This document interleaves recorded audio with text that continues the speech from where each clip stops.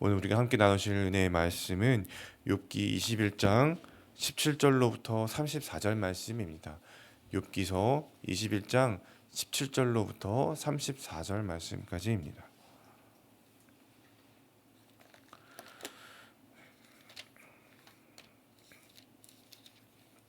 다 찾으셨으면 한 절씩 교독하여 읽도록 하겠습니다. 악인의 등불이 꺼짐과 재앙이 그들에게 닥침과 하나님이 진노하사 그들을 곤고하게 하심이 몇 번인가.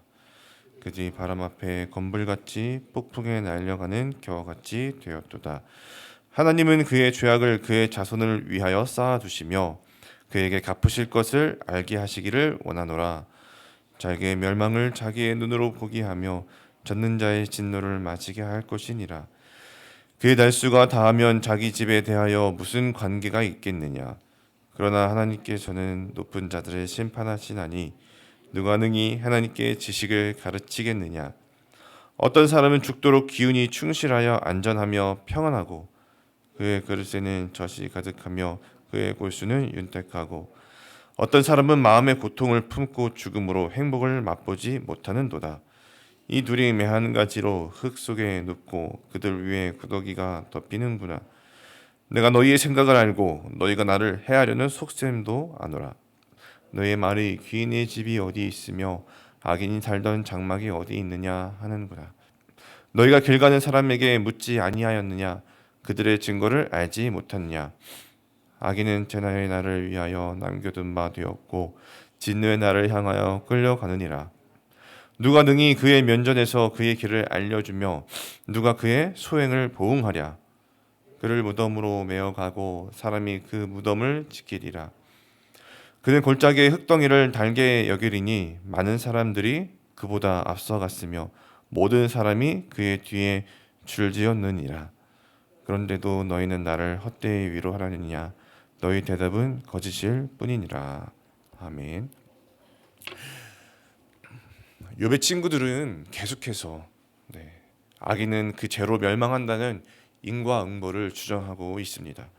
욥이 악한 죄를 지었기 때문에 벌을 받고 있다는 것입니다. 그러나 현실이 정말 그러한가요, 여러분? 예나 지금이나 악인들이 이 땅에서 잘 살아가는 모습을 보일 수 있습니다. 욥이 지금 그 이야기를 하고 있는 것이죠. 욥은 인과응보의 신학을 내세우면서 자신을 정죄하고 있는 이 친구들을 향하여서 변론하고 있습니다. 어떻게 변론하고 있는지 살펴보면 먼저 17절인데요. 악인의 등불이 꺼짐과 재앙이 그들에게 닥침과 하나님이 진노하사 그들을 곤고하게 하심이 몇 번인가 라고 말씀하고 있는데, 욥은 하나님이 악인들을 벌하시거나 고통스럽게 하신 일이 얼마만큼 있느냐라고 반문하고 있는 것이죠. 인과응보의 신학이 맞다면 악인들은 지금 벌을 받아야 하는데, 고통당해 마땅한데 실제로 악인들이 그러냐라는 것입니다. 하나님의 진노를 겪고 있는 악인들이 많지 않다는 것이죠. 악인들도 버젓이 잘 살아가고 있는 세상이라는 것을 반문하고 있습니다. 또 19절에서 21절은 무슨 말하고 있습니까? 악인에 대한 형벌이 그의 후손에게 미친다는 그 욥의 친구들의 말에 대해서 욥은 후손에게 그 형벌이 미치면 그것이 무슨 소용이 있는가? 악인은 다 잘 살다가 날수가 되어서 죽고 그 악인에게 미쳐야 할 재앙이 후손에게 미친다면 그것이 어떤 의미가 있냐라는 말이죠. 그 다음 23절과 26절까지도요. 인과응보에 대한 신학이 맞지 않다는 것을 계속해서 증명하면서 또 다른 예시를 들고 있는데, 어떤 사람의 인생은 죽을 때도 행복하고 사는 동안 부족함이 없지만 어떤 사람의 인생은 고통스럽게 살다가 죽을 때도 고통스럽게 죽음을 맞이한다는 것입니다. 그러나 결국 그 두 사람은 동일한 죽음의 결과를 맞이합니다. 사람의 인생이 결국 똑같은 죽음을 맞이하는데, 그 누군가가 행복하게 살아왔다고 해서 그를 의인이라고 말할 수 없고, 그 누군가가 불행한 인생을 살아왔다고 해서 그를 악인이라 할 수 없습니다. 죽음만으로는 그것을 구분해낼 수가 없다는 것이죠. 사람의 지혜와 지식으로는 인생에 일어나는 그런 상황에 대해서 단정지어서 판단할 수 없다는 것을, 인과응보와 같은 그런 신학으로는 사람의 인생을 다 설명하고 해석할 수 없다는 것을 계속해서 말하고 있는 것입니다. 그럼에도 욥의 친구들은 왜 자신들이 스스로 주관자가 되어서 욥을 정죄하고 있는 것일까요? 욥이 정말 큰 죄를 지었고 벌받고 있는 것이라고 욥의 친구들은 그렇게 생각했던 것일까요? 27절에서 욥의 말을 보면 욥의 친구들이 왜 그랬는지를 알 수 있습니다. 27절에서 내가 너희의 생각을 알고 너희가 나를 해하려는 속셈도 아노라 라고 욥이 말하고 있는데요. 욥은 친구들이 자신을 해하려 했다라고 말합니다. 자신을 정죄하려는 속셈이 있었음을 말하는 것이죠. 여러분, 그러면 욥의 친구들은 왜 욥을 정죄할까요? 왜 그런 속셈을 가지고 있었을까요? 욥은 욥 자신과 친구들을 대조하면서 자신이 의로운 사람임을 드러내려 했던 것입니다. 욥의 친구들은요, 욥과 자신들을 대조하면서 자신들의 의로움을 드러내려 했던 것이죠. 여러분, 그러면 욥의 친구들은 왜 욥을 정죄함으로써 자신의 의로움을 드러내고 싶었을까요? 욥의 친구들이야말로 진짜 바른 진리 가운데 거하지 못했기 때문에 그랬을 것입니다.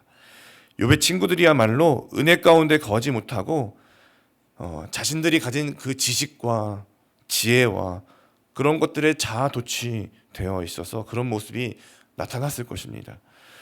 참 하나님과 함께 거하며 말씀에 순종하는 그런 사람들은요, 참 진리 가운데 거하며 은혜 가운데 거하며 은혜를 흘려보내며 선한 영향력을 끼치는 삶을 살게 됩니다. 그러나 반대로 참된 진리 가운데 거하며 그 하나님과 함께하는 은혜를 받지 못하면 다른 사람들에게 대하여 은혜를 흘려보내지 못하죠. 은혜를 흘려보내지 못할 뿐만 아니라 어떻게 되는 것이죠? 어쨌든 자신이 가진 지식이나 자신이 가진 열심이나 자신이 가진 여러 신앙의 요소들로 인해서 자신의 의로움을 확인하고 싶어 합니다. 그리고 그 의로움을 세우고 싶어 하는 것이죠. 그렇게 하기 위해서 다른 사람과 대조를 하게 됩니다. 비교를 하게 됩니다. 그래서 이제 욥의 친구들과 같이 판단도 하게 되고 지적도 하게 되고 정죄가 있을 수 있게 되는 것이죠. 욥은 친구들이 그러하다라고 지금 말하고 있는 것입니다.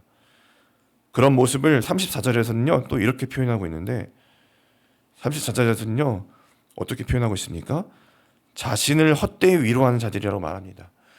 욥의 친구들이 자신에게 와서 위로하는 위로는 헛된 위로다, 헛된 말들이다, 그리고 거짓말을 하는 것들이다 라고 말하고 있죠. 하나님을 아는 지식에서 벗어난 것들은 헛된 것뿐이고 거짓된 것뿐임을 말하고 있는 것이죠. 또 22절에서는요 욥이 이렇게 말했었습니다. 그러나 하나님께서는 높은 자들을 심판하시나니 누가 능히 하나님께 지식을 가르치겠느냐. 무슨 말을 하고 있는 것인가 하면, 하나님의 무한한 지혜와 그의 권능은 세상에서 가장 위대한 사람도 심판하시는 분인데 누가 그런 하나님께 지식을 가르칠 수 있겠느냐라는 것이죠. 다른 말로 자신의 지혜와 지식으로 하나님의 일을 다 판단할 수 있겠느냐라는 말입니다. 세상에서 일어나는 모든 일들이 하나님이 주관하시고 하나님이 행하시는 일이라면 그 하나님이 행하신 일은 사람이 스스로 판단하거나 헤아릴 수 없다는 것이죠. 여러분, 삶은 하나님께 배우는 학교입니다. 우리는 그 학생이죠. 그러나 하나님의 말씀인 참 진리 앞에 겸손하게 거하지 못하면 이 욥의 친구들과 같이 자신의 생각과 지식의 말로 하나님을 가르치려는 것이 되고 맙니다. 유한한 인간의 자신의 지혜와 지식으로 전지전능하신 하나님을 가르치는 모습을 그런 태도를 보이게 되는 것이죠. 살아가는 여러분, 우리가 가진 지식과 또 지혜로 우리가 하나님이 주관하시는 세상을 다 헤아릴 수는 없습니다. 그럼에도 내 주변에 누군가를 우리가 판단하고 단정하는 모습이 오늘 나에게는 있지 않습니까? 욥의 친구들처럼 다른 사람을 판단하면서 우리 자신의 의로움을 드러내려 세우려 확인하려고 하는 모습이 우리 가운데는 있지 않습니까? 스스로가 다 헤아릴 수 없는 하나님의 그 세상을 판단하고 단정짓고 누군가를 대한다는 것은요, 욥이 말하고 있는 것 같이 하나님을 가르치려고 하는 모습이 될 수 있습니다. 헛된 말을 하는 것들이 될 수 있고 거짓말하는 것이 될 수 있습니다. 오늘 우리가 그것을 기억해야 하고 또 그런 모습이 나에게는 없는지 점검하고 돌이켜보아야 할 수 있어야 할 것입니다. 또 참된 진리 가운데 은혜 가운데 우리는 머물러야 할 것입니다. 그 참 진리 가운데 은혜 가운데 머물면서 우리는 그리스도만 따르고 그리스도만 높여야 할 것입니다. 그리스도가 내 안에 사시게 해야 하는 것이죠. 그리스도 안에서 인생을 배우는 것입니다. 그리스도 안에서 인생을 배우고자 하면 그리스도가 내 안에 거하고 예수를 닮아가며 예수가 생각나게 하는 사람으로서 살아갈 수가 있게 될 것입니다. 그렇게 함으로써 우리는 진짜 복의 통로로서 또 위로와 소망을 전하는 사람으로서 살아갈 수 있습니다. 내 생각이 높아져서 하나님을 가르치려 드는 그런 삶이 아니라 겸손히 하나님께 배우는 인생이 또 살아갈 수 있는 그런 인생이 되는 우리가 되길 바랍니다. 하나님은 우리 모든 인생들을 통해서 자신을 더 바라보게 하시고 참 진리 가운데 거하며 하나님을 배우게 하시는 분이십니다. 겸손히 그 하나님의 말씀 가운데 거하고 그리스도가 내 안에 충만할 때에 우리를 의롭다 여기시며 자녀 삼아 주신 은혜로 말미암아 참된 위로자로 또 축복의 통로로 살아가게 될 줄로 믿습니다. 우리 그렇게 승리하는 우리 분당 하나교회 모든 성도님들 다 되시기를 축원드립니다. 우리 기도하겠습니다. 자비롭고 은혜가 충만하신 하나님 아버지, 오늘도 크고 놀라우신 은혜를 기억하고 그 은혜를 소망하며 주님 앞에 나왔습니다. 주님 앞에 겸손히 은혜를 구할 때에 긍휼을 베풀어 주시옵소서. 하나님 앞에 우리의 모든 괴로움과 우리 모든 고난과 인생의 모든 무거운 짐들을 다 내려놓고 온전히 더욱 주님을 신뢰하며 나아갑니다. 그 가운데서 오늘도 우리가 주님의 뜻을 이루어갈 수 있도록 은혜 베풀어 주시옵소서. 하나님 아버지, 참 진리 가운데 거하며 그리스도 안에서 정말 그리스도 안에서 그리스도의 향기를 전하는, 그리스도가 생각나게 하는 인생을 살아나갈 수 있도록 오늘도 하나님의 주권과 주님의 그 뜻과 주님의 영광 가운데 살아갈 수 있도록 은혜 베풀어 주시옵소서.